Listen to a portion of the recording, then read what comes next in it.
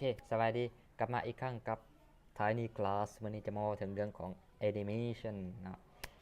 เขาจะไม่เห็น Animation เนาะ Animation ก็คือว่าภาพเคลื่อนไหวเขาเห็นการ์ตูนเขาเห็นแต้มรูปแล้วมันเคลื่อนไหวได้เนาะวันนี้จะมาเห็น Animation อยู่ถึง iPad เนาะโปรแกรมง่ายๆโปรแกรม Animation Animator เดี๋ยวสีลง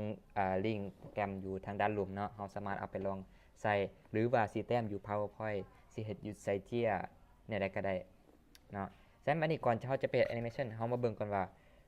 ก่อนเขาจะเฮ็ดแอนิเมชันบ่แม่นว่าเขาแต้มขึ้นมาเลยเขาต้องมีมโนภาพคันเขาบ่ทันหรือบางเทื่อเขามีมโนภาพแต่ว่าเขาต้องได้ break down ภาพมันออกมาเป็นเทละตอนเทละตอนเนาะความคิดไอเดียของเขาต่างๆวิธีก็ง่ายๆก็คือว่าเขาไปเซอร์เวย์เบิ่งเนาะสิพาไปเบิ่งน้ำมันหยดลงมาเนาะแล้วจะเอาน้ำมันมาเฮ็ดเป็นแอนิเมชัน เดี๋ยวลองไปเบิ่งว่านำมันตกลงมามันเป็นจังไดเนาะแล้วเราจะเอาตัวนั้นมาเห็นเป็นแอนิเมชันไปเบิ่งนำกันเลยโอเคอันนี้มันกรอกน้ำอยู่พวกเนี้ยอยู่มอซอน้ำมันตกลงมาเห็นบอกมันจะเห็นเนาะลองมาเบิ่งเป็นภาพซ่าเบิ่งนะภาพซ่าก็คือมันตกลงมาแล้วมันจะดอนออกเห็นบอกมันจะเห็นเนาะมันจะมีน้ำย่อยลงมา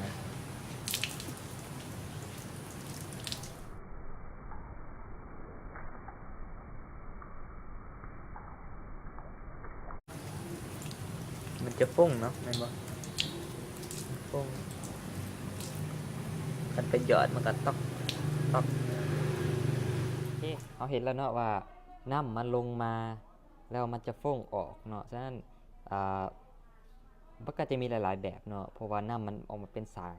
แต่ว่าเขาลองคิดเบิ่งว่าคันถ้าว่าน้ำมันเป็นเม็ดเดียวมันตกลงมาเช่นว่าน้ำฝนเนาะฝนมันย่อยฝนมันเอื้อนมันตกลงมามันถึกพื้นแล้วมันแปะลงพื้นแล้วมันก็แตกออกแจ้งสินะเอาพอคิดออกภาพออกเนาะเขาจะไปใส่เพียงแต่เม็ดน้ำเม็ดเดียวก็พอเลยเนาะบ่จะเป็นต้องเฮ็ดหลายคือแบบเขาไปเบิ่งเมื่อกี้นี่เขาไปเบิ่งเพื่อว่าเบิ่งจังหวะของมันเบิ่งโอ้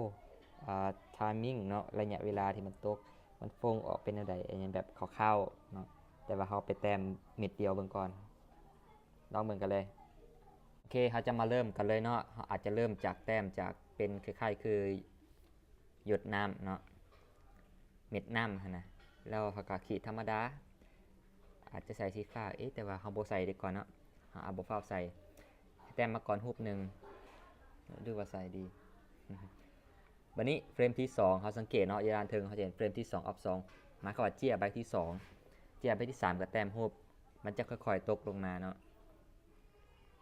มันจะเป็นสเต็ปนะเพราะว่าน้ำมันจะค่อยๆตกลงมาทีละหน่อยเฟรมที่6เขาก็จะแต้มไปเนาะเฟรมที่7บอกมันเริ่มเวลามันตกแล้วมันอาจจะตกกระทบเนาะ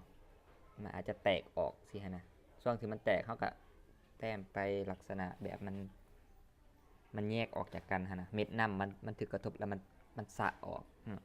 เขาจะค่อยๆแต้มไปเทละเฟรมเทละเฟรมก็คือว่าเจี้ยเฮานี่นะเนาะเราจะเห็นสังเกตด้านเทิงเนาะเฟรม11เอา11สินี่เห็นบ่เด้ง่ายๆเนาะเอาแต้มไปเทละภาพไปลักษณะนี้มันก็บอกเสมอตายตัวว่าจะต้องเป็นเขาจะต้องแต้มอย่างไรเนาะแอนิเมชันนะแต่ว่าอันนี้เป็นเบสิกวันนี้ฮาซิมาลองใส่สีบอกเขาก็กลับไปเจียใบที่1ใบที่2ใบที่3ใส่สีฟ้าให้มันใบที่4ก็ใส่สีฟ้าค่อยๆใส่สีไปเท่าไหร่อันเขามีเพียงแต่11รูปเท่าใดเนาะ11เจีย11ไปแล้วก็11รูปเท่านั้นค่อยๆแต้มไปเห็นไหมเขาแต้มแล้วเขาก็กลับสามารถกลับขึ้นมาแต้มคืนในเจียใบนั้นได้นี่มันก็เป็นสีเนาะเหมือนเรารู้สึกว่ามันมีหยดน้ำมันตกลงมาเนาะตกใส่อันใดอันหนึ่งมันตกใส่อย่างมันอาจจะออกมาจากก๊อกน้ำเขาก็แต้มก๊อกน้ำออกมาเนาะแล้วเขาก็ขีดธรรมดาทั่วไปเนาะปกติการแต้มก๊อกน้ำเนี่ยอาจจะแต้มอยู่เฟรมเดียวแล้วทุกภาพจะให้มันคือกันเบิดเนาะแต่เป็นไปบ่ได้ที่ว่าเราจะแต้มแล้วให้มันเถียงคือเก่าเขาก็แต้มไปเลิศบ่เป็นอย่าง แล้วก็แต้มไปเห็นบ่มาแต้มคืนเนาะเจียใบที่3เฟรม4 of 11เจียใบที่4เนาะก็แต้มเป็นกอกนำค่อยๆแต้มไปเพราะว่าอันนี้เป็นแบบเขาจะเรียนแอนิเมชันแบบง่ายๆก่อนให้รู้ว่าพื้นฐานเบสิกแล้วโอ้มันเป็นจังซี่สิฮะนะมันอาจจะมีซอฟต์แวร์ที่ว่าง่ายกว่านี้หลายซอฟต์แวร์เนาะที่ว่าบ่จะเป็นให้เฮาแต้มหลายๆครั้งจังซี่แต่ว่าเฮาลองแต้มแบบเฟรม by เฟรมเนาะก็อันนี้แต้มแต่ละภาพไปก่อนเป็นแบบ traditional animation ที่ว่าญี่ปุ่นก็จะมักใช้เนาะเขาก็ได้ก๊อกน้ำมันหยดน้ำลงมาแล้ววันนี้เวลาก๊อกน้ำมันลงมามันจะลงมาใส่อย่างวะนี่เขาก็แต้มลักษณะคล้ายๆคือแบบก้อนหินเนาะขีดธรรมดาเนาะขีดเป็นเครื่องมือมนธรรมดาแต้มก้อนหินออกมาอาจจะขีด track แบบหนึ่งแล้วเนาะกลับมาว่าเรื่องtraditional animation เนาะคือญี่ปุ่นเนี่ยเขาเจ้ามักแบบเบสิกมักแบบ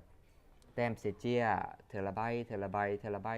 ล้วก็สแกนของคอมพิวเตอร์ไปเห็นแอนิเมชันอยู่คอมพิวเตอร์เนาะฉะนั้นอยู่ญี่ปุ่นเนี่ยเขาเจ้ามีนักแต้มรูปนี่หลายแล้วแต่ละคนก็แต้มรูปเก่งเนาะคนแต้มลายเส้นก็ต่างหากคนแต้มลงสีก็ต่างหากเนาะ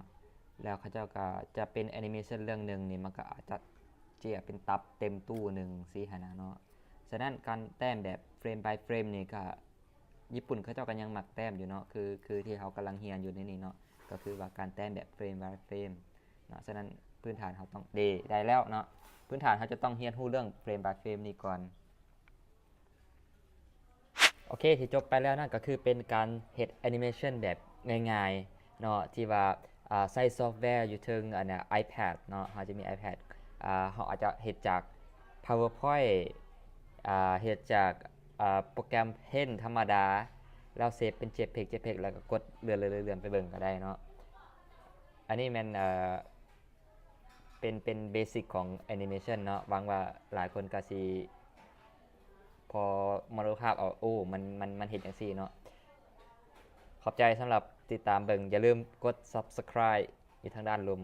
อยู่นี่หรืออยู่เทิงอยู่ไสก็ได้เนาะเห็นปุ่ม Subscribe สีแดง